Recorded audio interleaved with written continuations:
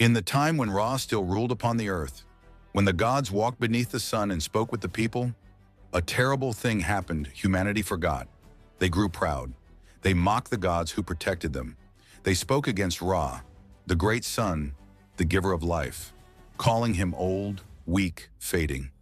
At first, Ra ignored their whispers, but the whispers became curses, and the curses became rebellion. Ra's heart grew heavy. I, who raised them from clay, he said, am now scorned by the children of earth. His anger simmered like a storm behind the sun. So he called a council of the gods, Shu, Tefnut, Geb, Nut, Thoth, and they all listened. Ra rose from his throne of blazing gold and declared, if mankind forgets reverence, let them remember fear. From the fiery disk upon Ra's brow, from his wrath itself, came a goddess like no other.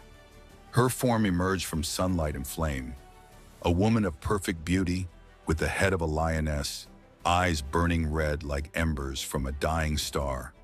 Her name was Sekhmet, the goddess of war, the bringer of plague, the lioness of the desert winds. She knelt before Ra. My father, she growled softly, give me your will, and I shall carry out your judgment. Ra lowered his head. Go, my daughter, let mankind taste the fire they awakened.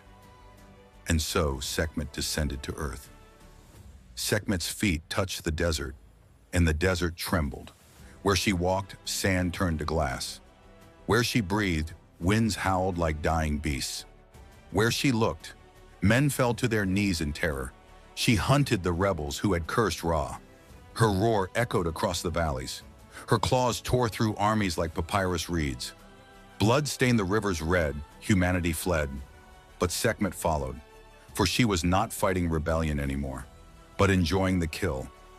Men called for mercy. Women hid their children. Priests begged the gods for help. But Sekhmet was unstoppable, a storm in the shape of a lioness. She raised her head to the sky, dripping with blood, and proclaimed, let the earth know the wrath of the gods. And for the first time, Ra felt fear, not for himself, but for the world. The gods returned to Ra's throne. Nut bowed. My lord, your daughter drinks the blood of men. Shu knelt. Your anger has taken form, but now it moves beyond your command. Ra looked upon the earth, fields burning, villages silent, the Nile choked with bodies, and the sun god whispered, I wish to punish. I did not wish to end creation. He called upon Thoth, god of wisdom. Find a way to stop her, for even I cannot call her back. Thoth bowed, and the gods prepared a trick. Thoth devised a plan so wild, so desperate, that only a god of cleverness could imagine it. Blood Rishana, he said, is all she desires. Then let us give her something that looks like blood. So the gods ordered brewers to create 7,000 jars of beer. They mixed it with red ochre, crushed pomegranate, spices, and sacred herbs. The beer became the color of blood, thick, dark, gleaming. Then under the darkness before dawn, Ra commanded, pour it across the fields where Sekhmet walks. And the deserts ran red again, but not with death with beer. At sunrise, Sekhmet smelled the blood. She strode across the dunes, graceful, deadly, unstoppable, and found lakes of red spreading before her. She laughed. The earth bleeds for me still. She bent down. She drank, and drank, and drank. The goddess of war grew drunk. Her rage softened. Her vision blurred. Her steps swayed. The slaughter ended. She collapsed upon the sands, her lioness form melting into a gentler shape. The beautiful Hathor, goddess of love and joy, the world exhaled. The sun rose peacefully. Humanity survived. To honor the day Sekhmet's fury ended, Egypt held celebrations every year, the festival of drunkenness.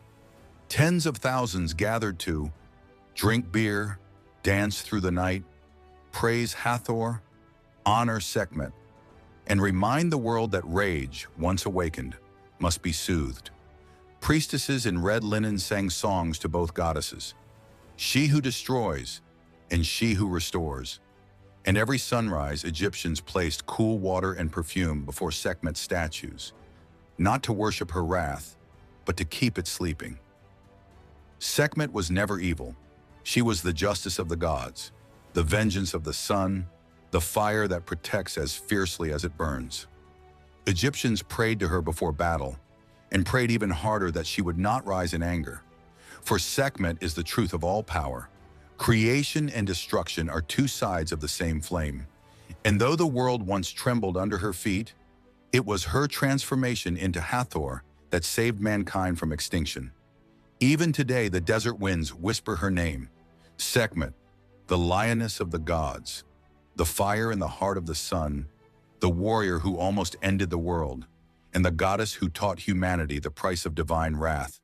Power can save or destroy. And in the story of Sekhmet, we learn how thin that line truly is. If you love ancient legends brought to life in cinematic storytelling, subscribe to Mythoria for more tales where gods walk beside us and myths rise again.